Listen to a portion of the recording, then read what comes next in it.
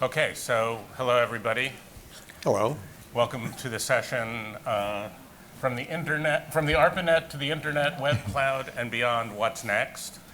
I'm told that if you want to ask questions, all you got to do is take out your cell phone or app or whatever you're using. You got one in here somewhere.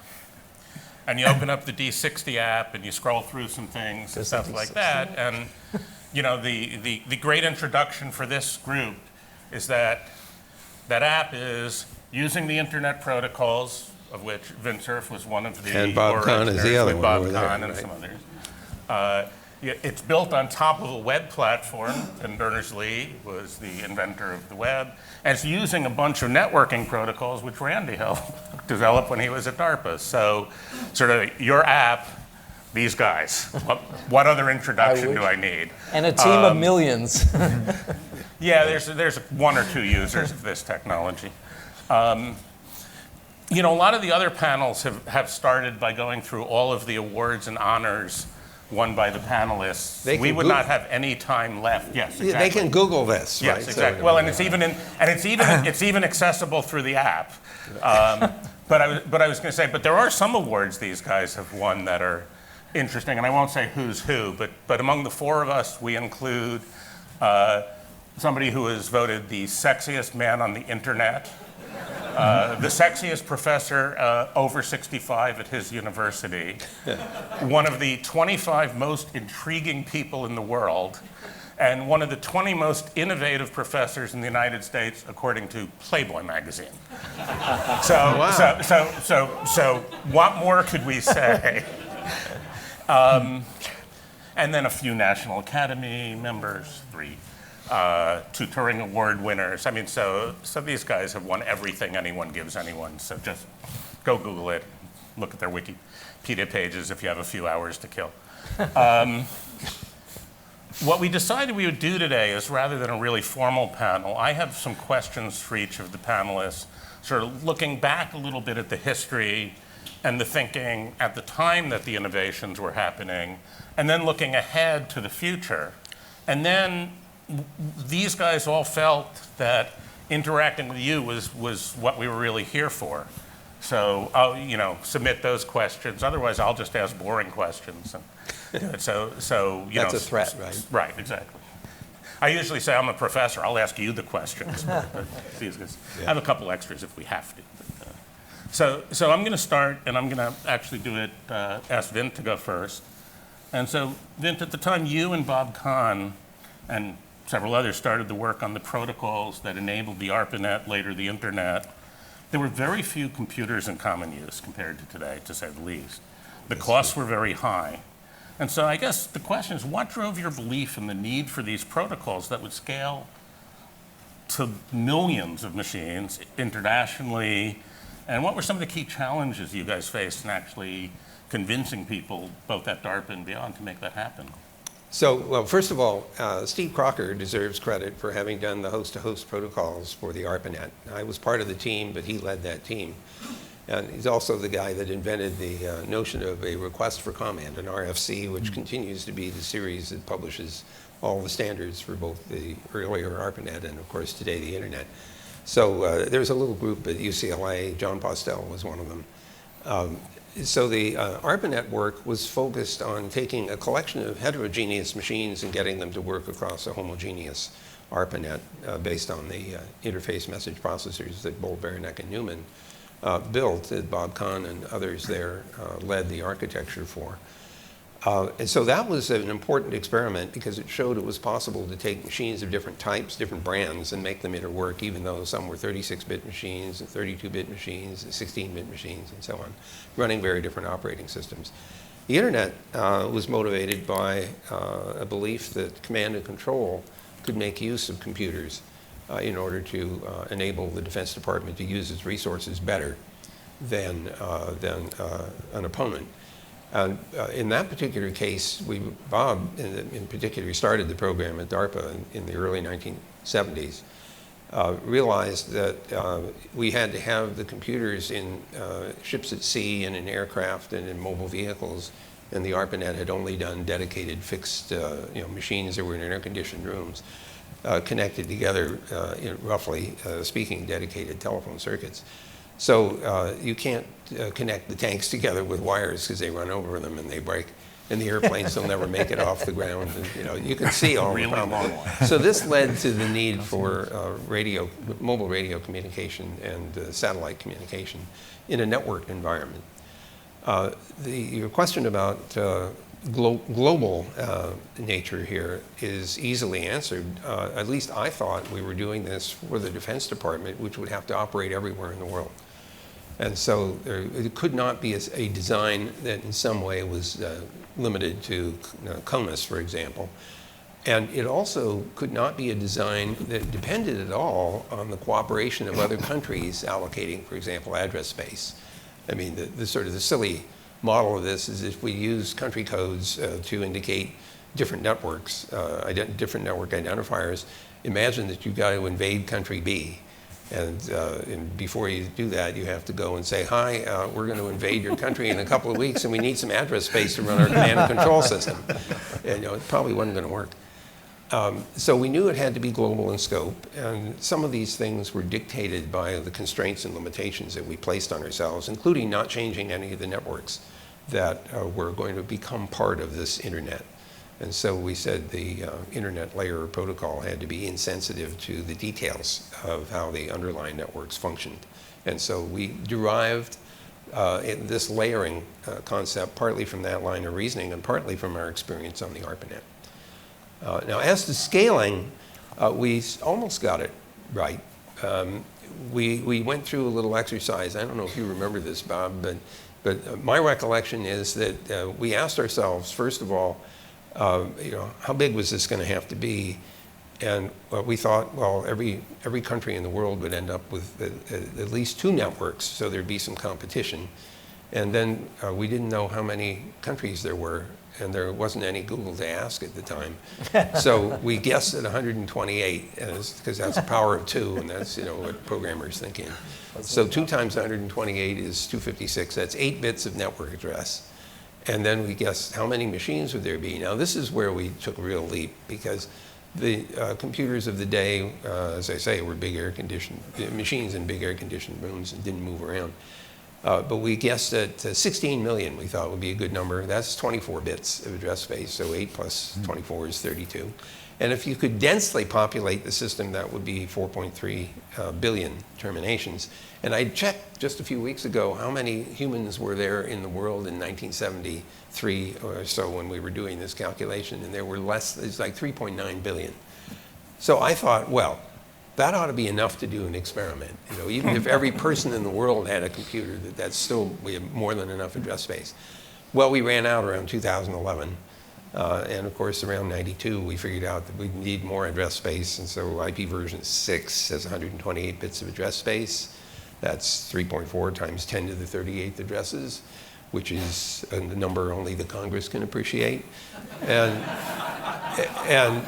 I figured it would be enough to last until after I was dead. Then it's somebody else's problem. So I'm a big fan of IPv6, and we're still working to get people to implement it. It's probably 30% penetrated, and we need more. So that's sort of a rather long answer to your question. So Randy, let me move to you, actually. So we weren't going to sit in the order I asked the questions. But we did. We ended up sitting in the order. So you've had a lot of contributions to computing. You're probably best known for the RAID work. So redundant arrays, inexpensive disks. Yeah. I learned that in I won't tell you where.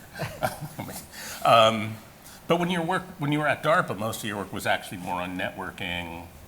There's this famous story about the White House website, which you might mention, but really sort of the bottom end of the internet stack, in a sense, the networking, machines communicating without the wires, things like that. Can you say a little bit about the challenges you were attacking and what you were doing about it? Definitely. So, the work that Bob and Vint and other people were doing in the time frame of the 1970s, in part was to bridge across not just the wired internet, but we had a major, Bob was very active in the packet radio program that DARPA did, so a wireless, sort of multi-hop technology was being developed at that time. A mobile node was a truck with the electronics in it.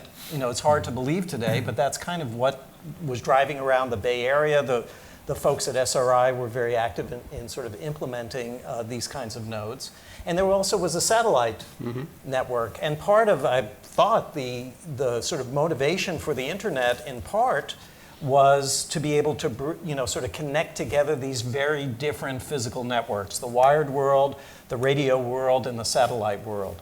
And that was a very successful program through the 70s and into the early part of the 80s. And as DARPA typically does, problem solved, move on, you know, solve problem. But, you know, technology keeps going through these cycles. And in the latter part of the 1980s, while, you know, the dream of the iPhone and this portable gadget that's programmable and connected all the time was kind of, maybe it was a glint in our eyes, the development of Wi-Fi technology by folks at NCR, and then they kind of got rolled into AT&T.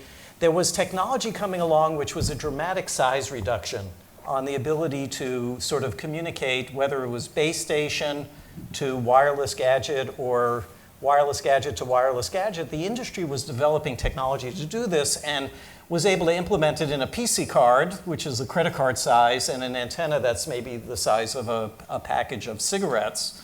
People know what that is still, but very small compared to a truck-sized mobile node. And at the same time, we're going from computers that sat on our desks to computers that we could, you know, carry around. Pretty much notebook-sized computers were available in the time frame of 1990, early 90s. And so the confluence of that suggested that we were going to move into a world where we really have to deal with, you know, kind of personal scale mobility. And that the number of devices was going to go through the roof because now it's, you know, we had a lot more than the number of computers that were the early days of the ARPANET.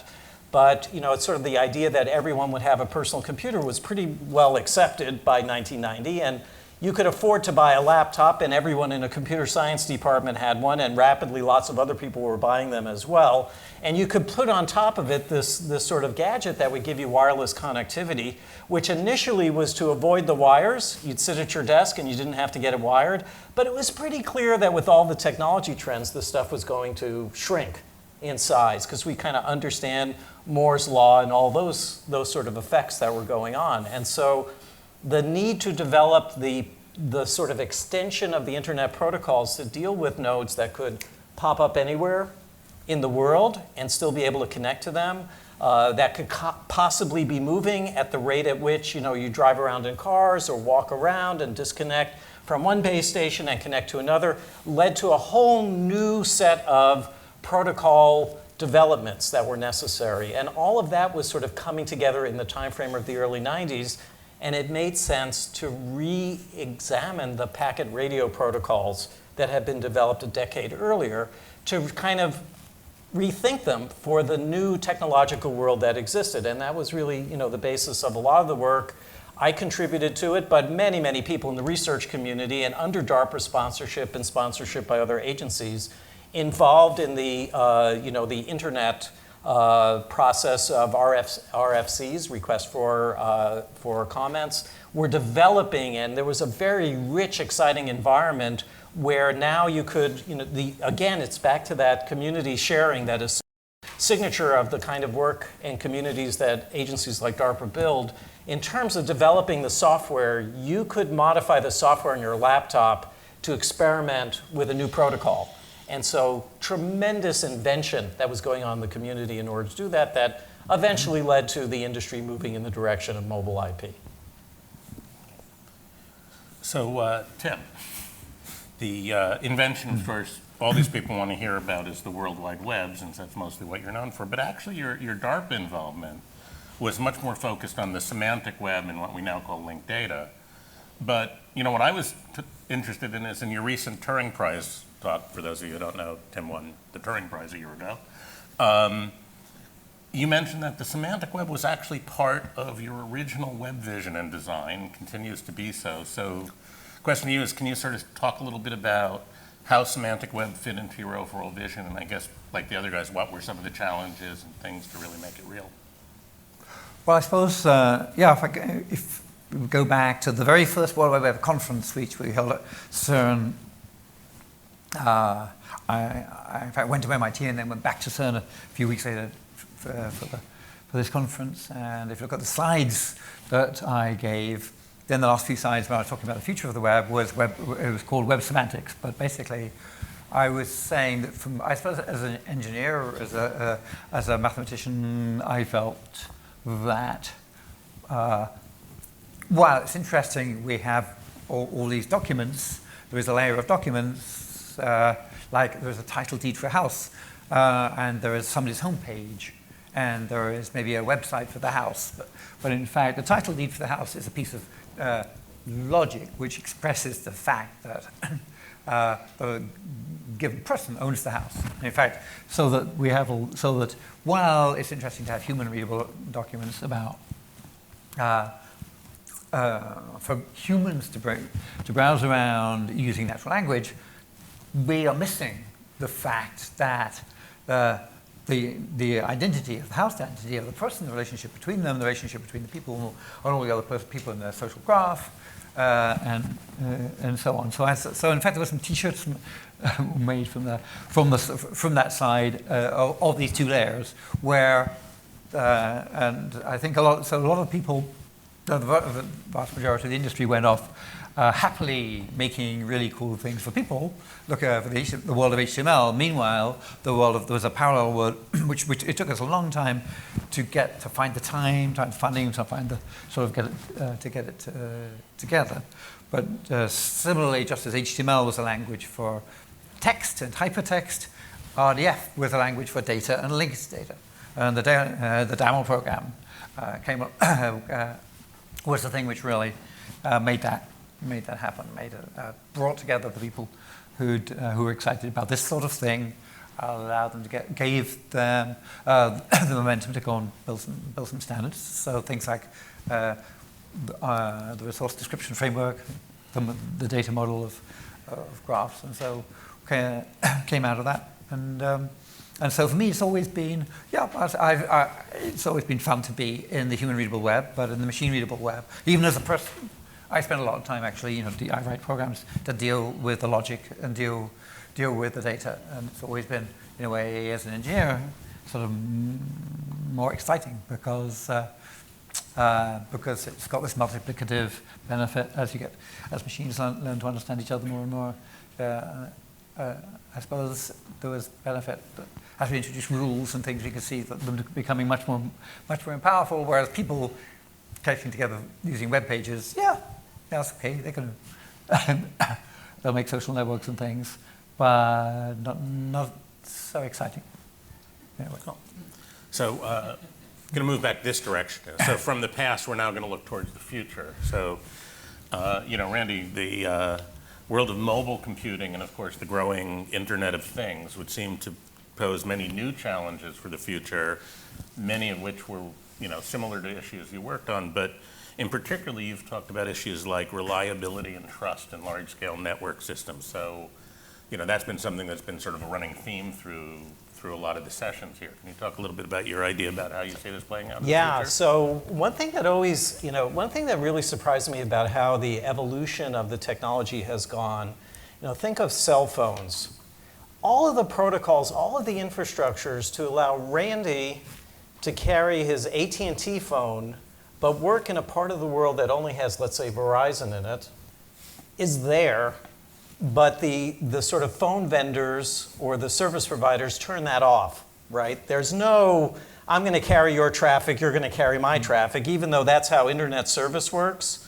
When it comes to roaming, remember back to like the early days of cell phones when you didn't have national networks, all of the ability to use somebody else's network was in there, and you could do it. You may have had to do star 5889, some crazy handbook you had to carry with you in order to pull it off. But you had the ability to have coverage almost everywhere because the roaming protocols actually worked. Now think about how essential to our lives we have come to depend on access from our mobile devices. Mm-hmm. I am driving from Capitol Hill to, a National Convention Center. I have no idea how to get from point A to point B. I'm going to be running my map application. I'm going to be staring at my cell phone as I'm driving the car. But I go through some place where I no longer have data access. Oh my God. So the way that we have come to depend on the information services that have been built on our mobile platforms, but the lack of sort of universal roaming, the lack of our ability to depend on access anywhere, anytime, which has always been, the catchphrase about mobile systems, there's a technological piece of this that we don't really have coverage everywhere we'd like to have coverage. Maybe we have it mostly in urban areas, but then you kind of go in a radio shadow and you don't have it anymore. You go through a tunnel or something like that.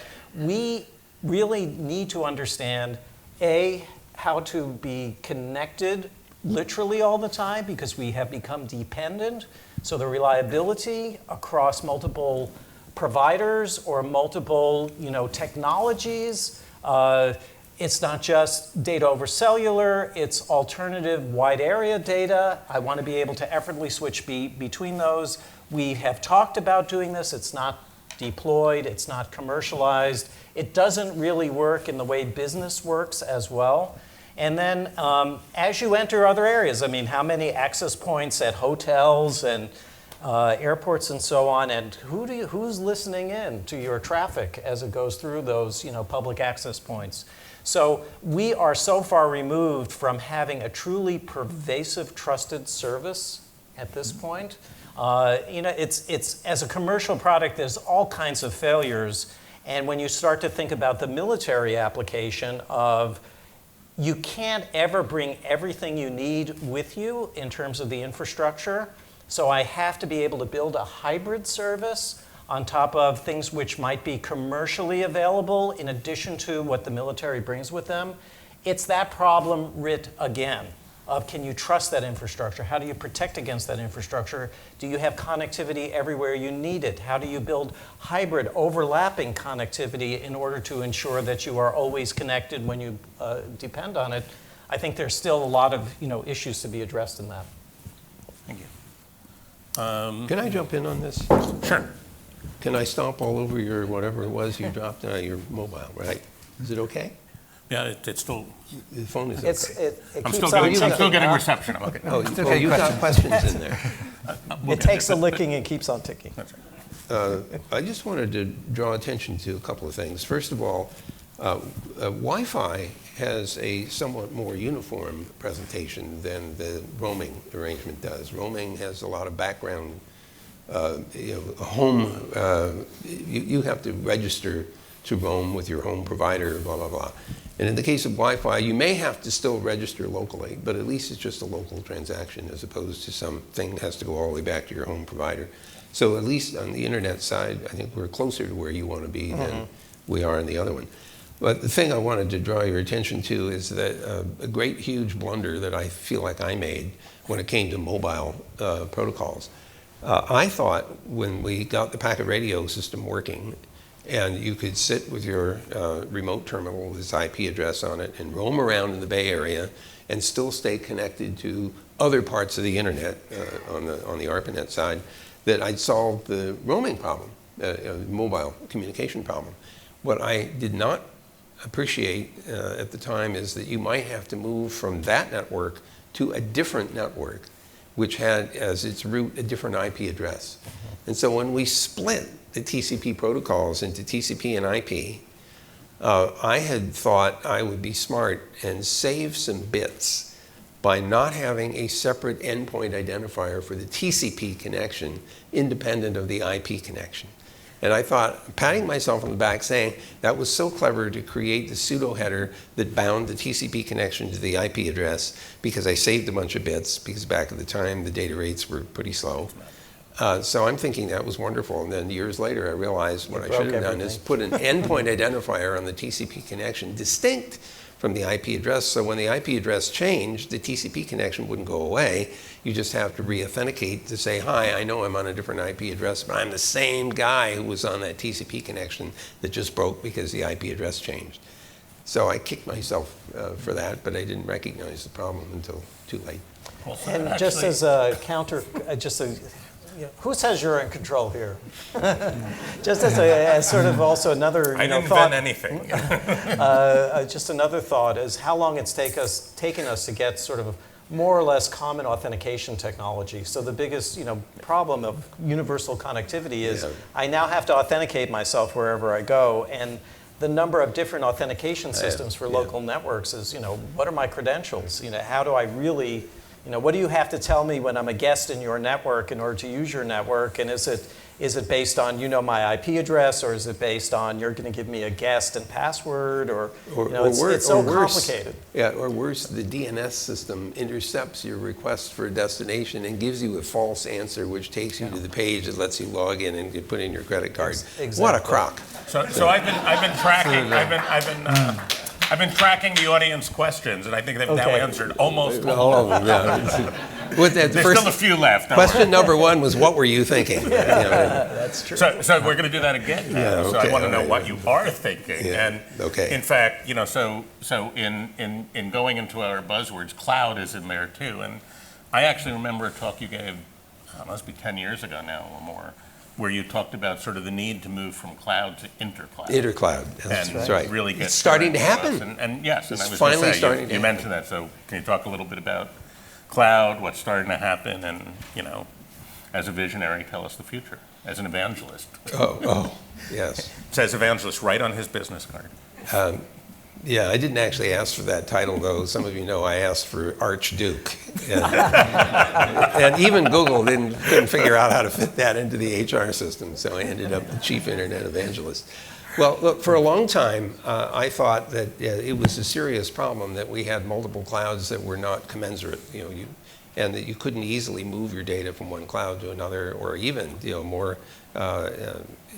bigger aspirations to be running multiple programs in different clouds interacting with each other in the same way that we currently do that with non-cloud kinds of systems. So recently, Google and others have announced a data transfer project, which is to allow high-speed transfers from one cloud to another of data and metadata, so that it's possible for you to eject the data from one cloud and have it land in another one. And maybe in the long run allow the data to be exchanged in sort of real-time This is personal processes. data. Well, this is data like your photographs. This is Stuff in the cloud. social network stuff. Yeah. So this is something that I think is going to be driven by people's discomfort with being trapped in any particular one cloud. They really want the ability and comfort that they can move it back and forth. On top of which you can take advantage of any special capabilities in one cloud that might not be in another. For example, quantum computing of one kind, or TensorFlow in our case for machine learning. So that's where I think we're headed, despite the fact that it's taken a long time because the cloud people are competitive with each other. It's not the same atmosphere as we had in the internet, where everybody kind of wanted to be connected because the more things that were on the net, the more utility there was. And so there was less competition there, at least in the early stages. So hopefully the data transfer project, so those who will be working to try to give people more control of their data and make the return, the control of people's data to them like they had when they bought disks, and when they bought, when you had two disks in your PC, you had the A drive, you bought, you saved up and bought a nice program, and the B drive you put there for some data, and you knew exactly where the data was, and you controlled who got access to it. And you could also use different, like word, on a good day, if you had interoperability, you could upgrade to a better word processor, have the benefit from the same files, but using an even better program. And so we're trying to move the web to that space, and often the pushback. So that's actually the question I was going to ask you. So let me formalize it, and also because the most popular question from them is an even better statement than mine. So I had a long question about web we want, your calls for decentralization, the complaints you had in the Vanity Fair interview. But one of the audience had the following question, which is now the most popular, which is, the tendency of most companies is to monetize your creations basically through advertising and privacy invasion. Is there a better way, and how do we get there? Yes. So that's where you were going, and Yeah, now go Pay there. for it. Yeah, in fact, that's a myth. I think there's a myth of pop, that the only way to build a business is through advertising. I think there's a huge, people are to a certain extent really fed up with sort of things where they get normal advertising, and they're fed up to the teeth of very invasive sort of advertising that blocks them out. They're fed up to the teeth with clickbait, where you're fed some very succulent thing you can't resist, and when you click on it, you find it goes to something completely and utterly divorced from the. So I think advertising, goes from something that some people will tolerate and others won't, to things that nobody should be asked to tolerate. And the assumption is that you give up your data, and you give up the fact that you can then be targeted extremely closely, and you can be therefore manipulated by targeted advertising very effectively, and you give that up because otherwise you wouldn't be able to afford all the wonderful things that you get. And then you look at some of the figures, and then you find typically, when you look at some of the blogs where people have looked at it, if you look at the actual, how much are the social networks actually getting from the benefit, the actual commercial benefit, if they had to, of the fact that you're getting their services for free. And in fact, it turns out if you were to pay for it, you'd be paying less than, say, you're already paying for internet. So suppose you've got an internet bill. Suppose you paid also at the same time. You paid for people that produce programs. You pay people that produce data. You produce, and I know that after a couple of years ago, after the election, there was a massive uptick in people paying for newspapers, even though that was assumed generally that the newspapers were a dead thing. But then people realized that actually paying for a journalist, explicitly paying for a journalist to go out and do good things for me, make data I can trust, was important. So I have a hunch that there will be a huge backlash. And in fact, I don't know where it's going to start, but then in fact people will, maybe it'll be people in this room, can go back and fire up their own server farm, and they probably already have in the cellar, and say, okay, well, if I have any data, I can store it there. And some of the people in the project have server farms in the cellar. I have an Arduino in the cellar, and I have a server farm somewhere upstairs. But the idea is that the geekier ones will be able to control their data, and they will actually own it, and they will like to keep it physically in their house, particularly in America, where if the police, there's a bit of it's another hurdle to steal your data if they have to physically actually come into your house and take it. But meanwhile, a lot of people, I think, will find that suppose you have some storage space, like you do with G Drive or Dropbox, where some of it's free or maybe you pay for it, but it's serving you. It's storage space which is it's controlled by you. And suppose you have apps which are the same as well, like when you bought a floppy disk. Imagine that the next time you buy an app, or whatever it is, it's managing some photos, that when you start the app, it says, okay, Joe, where do you want to store all this data? And you say, oh, I took these photos. It was at the DARPA thing, so I think I'm going to store them in my, I'm going to write an article about it, so I'm going to store it in my work service. And you keep it work, and you keep home. So you have various places that you set up where you store data. But the technology is such that wherever you stored it, you have complete control of it. Just like in the old days of Unix machines, you could have read, write, and execute access to people and to groups. Imagine the whole world being like one great big Unix machine, where instead of having short names for people, you have URLs for people and URLs for files. Oh, we have those already, and URLs for groups. And then imagine that if you wanted to give a group access to anything, that it wouldn't matter, that the group would just have a URL. And so it's not just a question of going to the medical system to give your doctor access to your medical stuff. You can also give your brother access to your medical records, and give your doctor access to your photographs.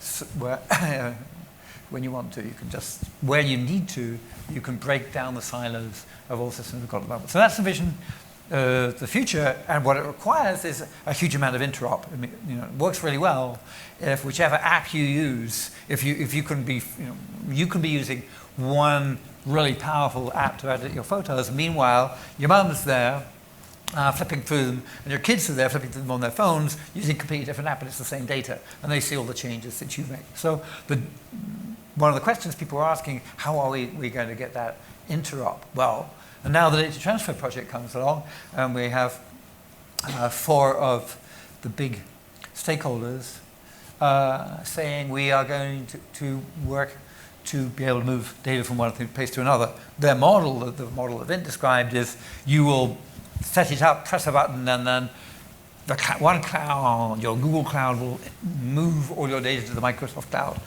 or all your photographs or something, and it will happen behind your back maybe. Or you can do it, but if you'll also have the ability to move it onto your own machine. And if you have the ability to move on to your own machine, maybe the fact that we have that interop, the fact that these guys will all sit down and work out the same data models, for interoperable data models for dealing with contacts. It's not rocket science, but a lot of work. Standards are a lot of work. A lot of people in the room know that. So if they do a lot of work to get the data models right, then maybe it won't just be a question of doing a massive intercloud transfer, but I will be able to decide that I will use one app to look at all my photos, even though at the same time my home photos are stored in this cloud, and my work photos are stored in that cloud, and my group photos are stored in my alumni, and my stored in that cloud, and the DARPA 60 project who's got a cloud over here where it puts all its photographs. So that sort of, if we can build that world with that interop, then I think it will be much more enabling, much more fun. Very. If anyone from I2O is here and is looking for a program. Could I make a comment about, so. Yes, absolutely. Whether I want you to or not. There is a moonshot here. So how unexpected the interoperation across clouds actually is. I mean, I recall very explicitly Vint talking about this a number of years ago, and of course it made sense to think about it, but it's impossible to divorce the technology from the sort of economic and business models. We've reached that level of maturity now.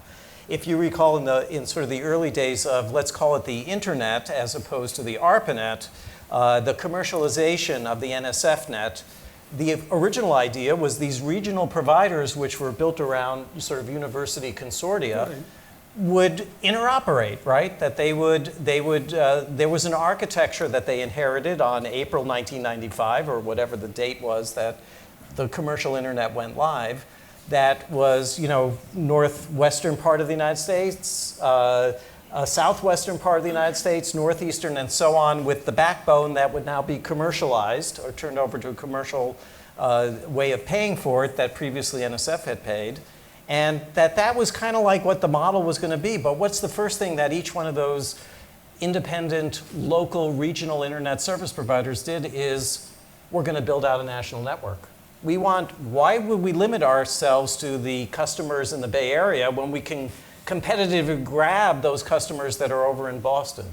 So while the architecture for exchanging packets, of course, still existed because it was inherited, I'm not sure that everyone on the day that the commercial internet switch got switched, that there would be a set of competing national networks would emerge out of that. Whoa, wait a minute. I think that you and I do not have the same recollection. Okay. 1988, Bob Kahn and I got permission from MCI and from the Federal Networking Council to connect MCI mail to the internet to break the AUP, the appropriate use policies of NSF. NSFnet is still running. We connected up. All the other email carriers insisted on getting the same treatment. That next year, 1989, 3 backbone commercial networks got started: UUNet, PSINet, and SurfNet in San Diego. So we had commercial internet operation by 1989, point number one. While that was happening, the NSFnet still existed, but because of the appropriate use policy issue, the commercial networks decided to interconnect themselves at a commercial internet exchange, the KICS. And when NSF decided to shut down the NSFnet backbone, it created and subsidized the network access points at several different places around the United States and said, to the commercial companies and to the regional networks, go connect at the network access points in order to maintain connectivity. So you and I don't have exactly the same model What of when happened the to those commercial regional internet gets started. networks? I'm sorry? What happened to the regional networks? Not all, in fact, there was consolidation going on and acquisition. And so I don't think that the regional networks themselves, the operators of them, tried to expand. What happened is they got acquired, and the acquirers were incumbent telecom companies, and they are the ones who wanted to operate on a national scale. So there. So, gosh, we got like tons of questions about fragmenting, growing together, but I'm going to jump to one that I really like, so because I think it's a good one for all of you. This is kind of the friendly question. I'll ask the nasty one after. So the friendly one is, so did you ever think that people would hack your protocols? And then the second part is, and are there any particular hacks of these protocols that you find particularly impressive? Impressive. Impressive. Impressive. Yes. Well, at the time that we were doing this, we weren't sure it was even going to work, so we were more worried about just getting it to work at all. But I remember in the mid-1970s working very closely with NSA on the security architecture for internet.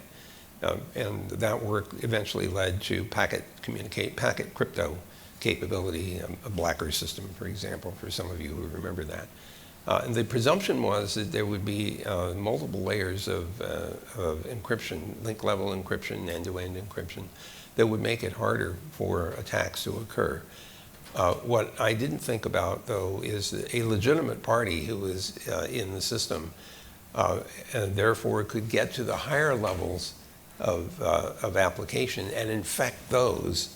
Like an email, for example, with a piece of malware attached to it, you encrypt it at the source. It goes all the way across the system, fully encrypted. Nobody can see what's going on. Then it gets decrypted, and then it causes its problem. So the malicious behaviors were not at the top of my list, to be honest with you, until they started to show up. And then clearly we've all had to respond with a whole variety of different techniques. Randy?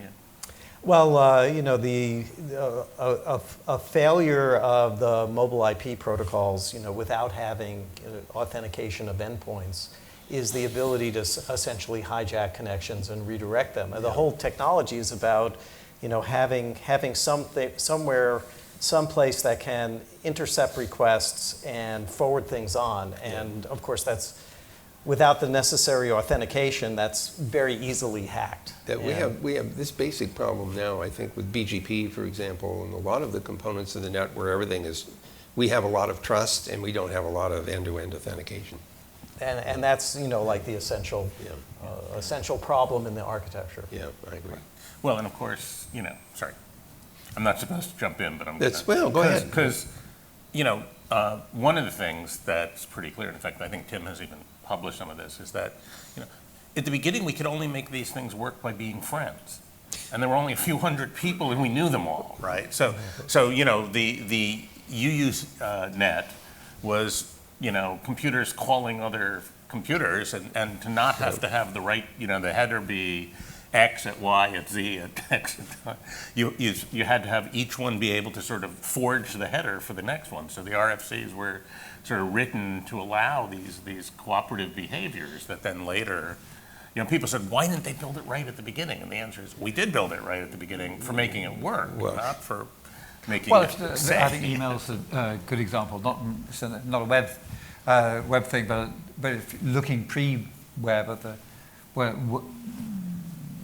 the email system was built with that assumption, like UNet. Mm-hmm. You assumed UNet was a flooding protocol. You assumed everybody would be prepared to store every article, and so because the benefit to be able to read a whole bunch of articles was great, and disk space wasn't that expensive. It didn't scale when the internet the world got bigger. But meanwhile, email also was designed in a way that would work well when you have a bunch of academics who would send each other email and who would be happy to have their disk store emails which weren't actually for them but were for somebody else that they couldn't yet communicate with, and they would be happy for them to wait until the phone cost was less or the computer time was available to send them at night. And so to be a general, to pay, everybody was happy to pay post office and in this store and forward system. And also, if somebody else went to the trouble of writing you an email, well, the least you could do to read it, because it's quite a complicated thing to write a letter, very easy to read it. So that's how, and so the mail protocols were all designed around that world, and they worked really well. And then people said, wouldn't it be good? It's silly that it's very useful that we can send emails to each other within the academic world, but shouldn't we be able to also, come on, we need to be able to communicate with companies too. Shouldn't we open this up to companies? And at that point, nobody ran, let's run a simulation. Let's see what they'd use it for. Let's see what would happen. Would there be any unintended consequences if we let commercial use? What sort of commercial use would you imagine? So, and then a little while later, 98%. Some huge proportion of email traffic was spam. And so, I'd be interested to hear from people who were involved in the mail protocols, whether if they could have retrospectively, if at the time they said, by the way, we've modeled what happens if people can advertise for the cost of an email just by pressing a button and by having a huge email list, and they do it all the time. And we'd end up with 98% of the traffic being email. Then what could we flip? So maybe, for example, one of the things you do is at the policy level, you'd say, oh yeah, you can use the internet and you can set up a website, but you can send solicited emails, but you can't use it for advertising.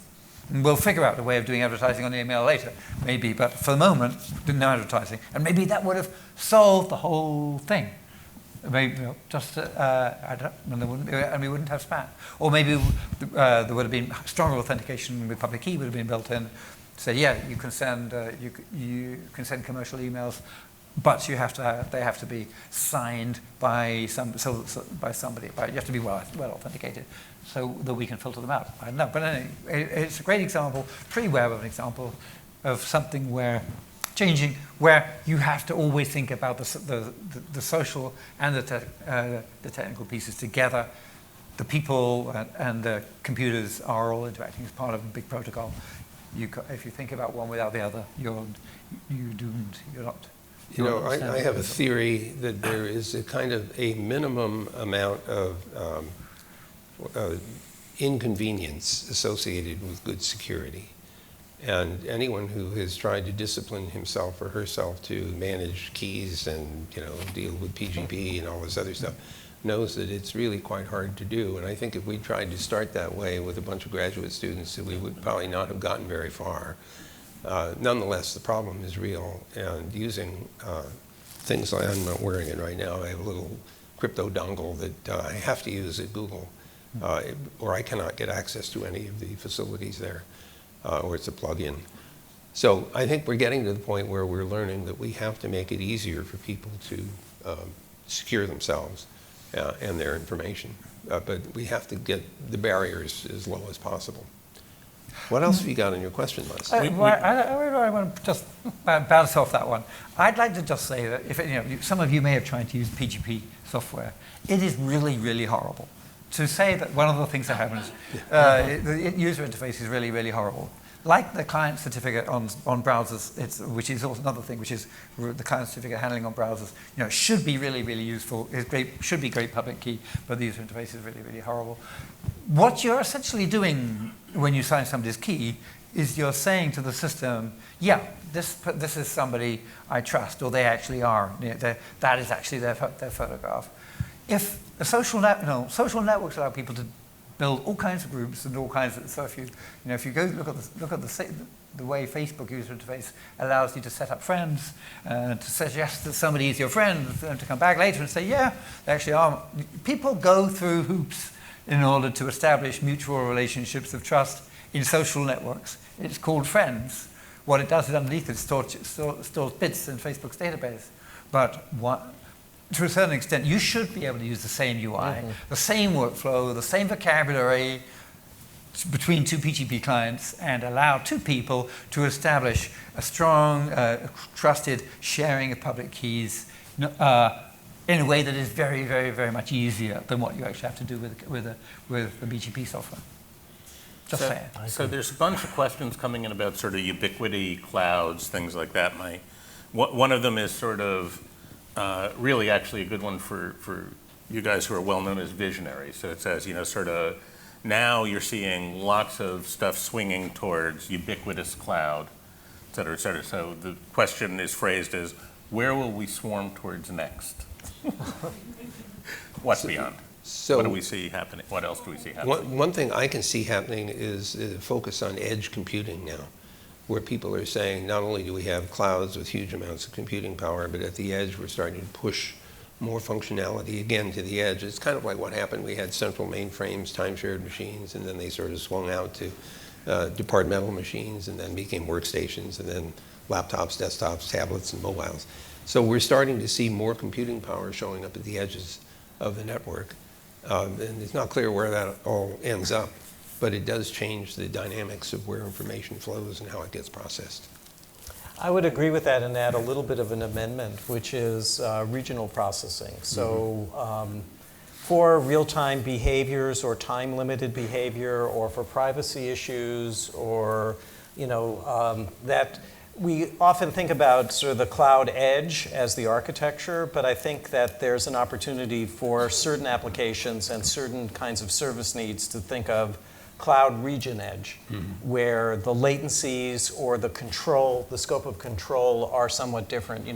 Processing that never leaves this building or this facility, but does provide, some aggregated processing, storage, or other kind of computational capability kind of makes sense if we're concerned about privacy, control, low latency, and so on. So I think there's an opportunity for that, especially as we move towards these more pervasive environments. So, we've gone well beyond, one computer per person to many, many devices that we carry, and it's just the beginning when you start to think about all the possible instrumentation that we could both carry individually and in our environment. So again, privacy becomes a big issue, and scope of control around that is going to be important. You had a ready-made example with the Internet of Things. Imagine a house full of stuff. You don't want everybody on the entire Internet to get access to your stuff. You'd like to have something that is managing that access and limiting it. Well, so that's a good example. You wanted us to ask, really to say which way the winds are blowing. I would say do not ask which way the winds are blowing and try and figure out which way the technology is going to go. Blow it the way you be the wind, man. Just blow it the way you want it to go. So here. We have a choice. You guys are in control. Okay, these are people who are directing technology. So you can have you have a choice. When I get to my house, I have a choice. When I pick up my phone, and I've just bought an IoT door lock, then what happens when I unlock my phone? If with very many of the door locks on the market, I connect to the local tower. I connect through to the cloud. I authenticate to the cloud. The cloud then authenticates presumably to my door lock and says, "He's home." Unlock the door. Okay. In another model, I use maybe Bluetooth or the local Wi-Fi. My phone talks directly to the lock, and they share keys. When I buy the lock and I have the phone, then I put the two together, snuggle the two together for a moment, and then they have a key sharing which is unbreakable by anybody else in the entire planet, and nobody in the cloud has to know that I'm home even. Shocking. But we are really important, particularly within IoT, okay, with this, the project of giving people control of their own data with the Solid project, where we're pushing a world where the existing apps that you'll think of, the social apps and everything, are built so as to allow you to control your data. Internet of Things, absolutely, this totally applies. And very much more so. So definitely think about rules. I think we may see coming out of regulations coming out of Europe, which give you the right to own the data from your Internet of Things. So if that's a thing, yes, I want to have a hub running, and I want to have root on that hub, and it's running in my house, and that is controlled running, and I want to be for it to be able to run without it communicating with the cloud at all. Perhaps, though, apart from maybe to get software updates for security. But the data itself shouldn't. So when I was at DARPA, and I suspect it's still the case today, many people had up in their offices the famous quote, "The best way to predict the future is to create it." Mm-hmm. And as tempted as I am to sort of take Tim's quote along those lines and finish with it, there's one question I just can't resist, since we have a couple minutes. Something totally uncontroversial and things like that. The audience would like to know, what are the panelists' thoughts on net neutrality? Anyone? Yeah, well, my view is that we should retain the notion that the parties providing internet service don't interfere with the user's choice to get to places on the internet, to do licit things on the internet. And to interfere with that seems to me a serious violation. So I would prefer to see the FCC re-adopt that practice. Maybe not in the form of Title II. I'd much rather see a Telecom Act element that's specific to internet as opposed to all the bells and whistles that go with telephony.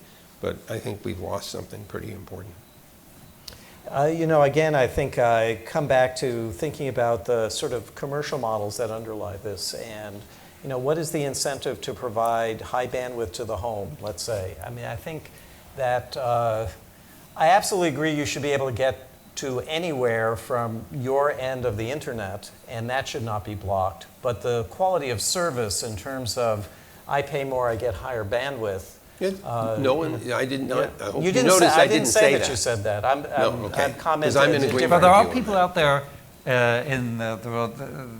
there are PR companies who portray net neutrality as being people who they say, oh, you're net neutrality, but why can't I pay more for more net bandwidth? Really, there's a congressman has told me that.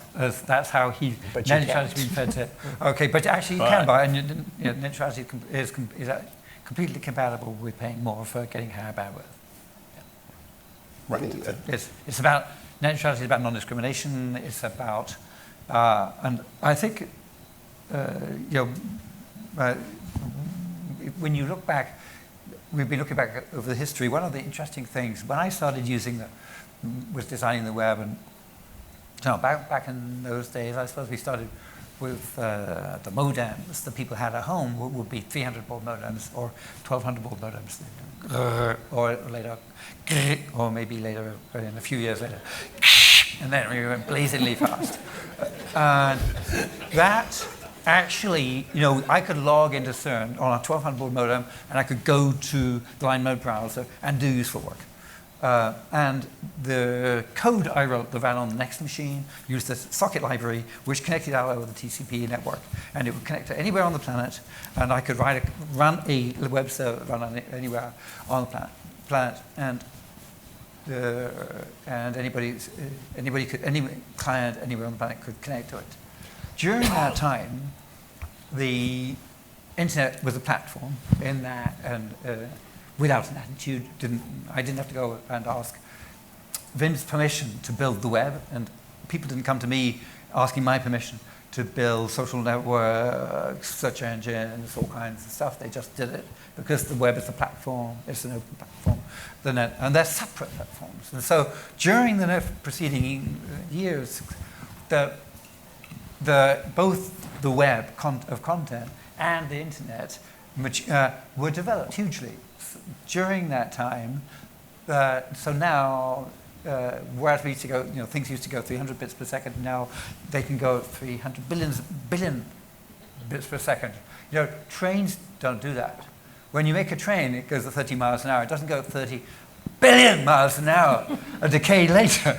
A few decades later. Okay, what the internet did was absolutely phenomenal, scale through so many orders of magnitude. So during that time, but a huge amount of engineering went on. We've heard about all of the bits, some of the bits were involved, but I didn't have to worry about that at all.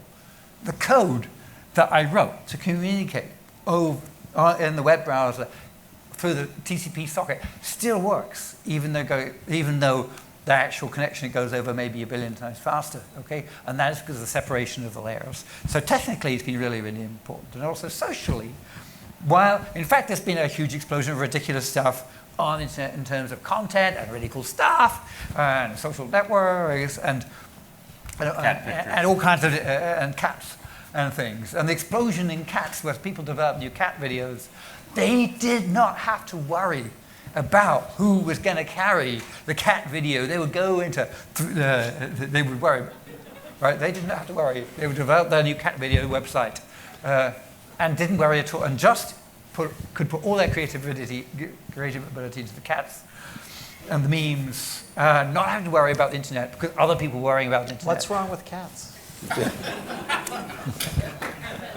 Well, the really That's important the thing, quote of the day, neutrality is about all of the people who developed a billion times faster internet not having an attitude about cats. They don't